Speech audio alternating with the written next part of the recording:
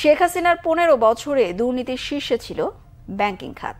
ব্যাংকের মন্দ ঋণ দিয়ে ২৪টি পদ্মা সেতু বা ১৪টি মেট্রো রেল করা যেত, এমন তথ্য দিয়েছে শ্বেতপত্র প্রণয়ন কমিটি।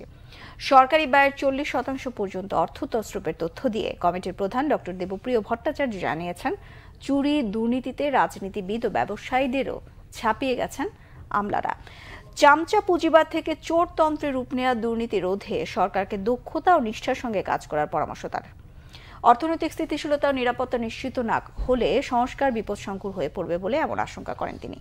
বিস্তারিত জিয়াউল হক সবুজের রিপোর্টে। সোমবার রাজধানীর শেরেবাংলা নগরে বিগত সরকারের ১৫ বছরের দুর্নীতির শ্বেতপত্র প্রকাশ করে এ সংক্রান্ত কমিটি। এর প্রধান ডক্টর দেবপ্রিয় ভট্টাচার্য জানান, চোর ধরা তাদের কাজ নয়, কিভাবে চুরি হয়েছে সেটাই তুলে এনেছেন শ্বেতপত্র কমিটি।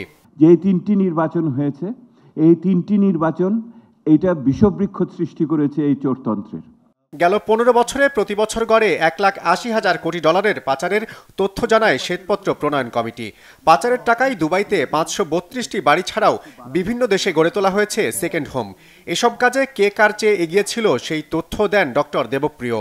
১ নম্বরে আসলে আপনারা ব্যাংকিং খাত, ২ নম্বরে যায় হলো অবকাঠামোর বিভিন্ন ক্ষেত্রে যেটা ৩০-৪০% পর্যন্ত চুরি হয়েছে, এটি আমাদের ধারণা।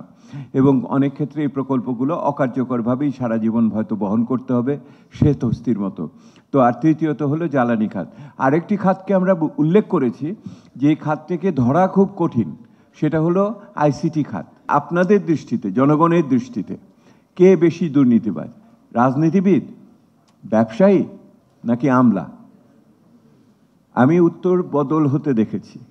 প্রথম দিকে এটা ছিল রাজনীতিবিদ বলতো, তারপরে ব্যবসায়ী বলতো, কিন্তু শেষ পর্যন্ত সবচেয়ে বেশি সবাই মিলে আমলার কথা বলেছে।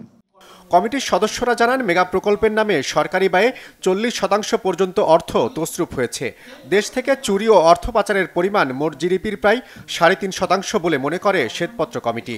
পরবর্তী পরিকল্পনার অংশ হিসেবে অন্তর্বর্তী সরকারকে ২ বছরের কর্মপরিকল্পনা তৈরির পরামর্শ দেন ডক্টর দেবপ্রিয়। একটি ২ বছর মেয়াদী পরিকল্পনা সামনে থাকলে পরে বিভিন্ন সংস্কারগুলোকে এর আবরণে আমরা দেখতে পারি। কিভাবে আমার মূল্যস্ফীতি, বিনিয়োগ, কর্মসংস্থান, স্বাস্থ্যসেবা, সামাজিক সুরক্ষা, এগুলোকে আমার একটা মধ্যমেয়াদী পরিকল্পনায় আমার আনতে হবে। একটি হলো অর্থনৈতিক স্থিতিশীলতা, আরেকটি হলো আইন শৃঙ্খলা, নিরাপত্তার স্থিতিশীলতা। যদি নিরাপত্তা না থাকে, যদি একই রকমভাবে জিনিসপত্রের দাম নিয়ন্ত্রণে না থাকে, তাহলে ওই যে দীর্ঘমেয়াদী সংস্কারের কথা বলছি, এইটা বিপদসংকুল হয়ে যাবে। দুর্নীতির ফিরিস্তি প্রকাশের জন্য শ্বেতপত্র কমিটি যে কাজ করেছে তা দেশি বিদেশি পরামর্শক দিয়ে করালে অন্তত ২৫ কোটি টাকা খরচ হতো, যা কোনো অর্থ ছাড়াই করে দিয়েছে শ্বেতপত্র প্রণয়ন কমিটি। জিয়াউল হক সবুজ, বাংলা ভিশন, ঢাকা।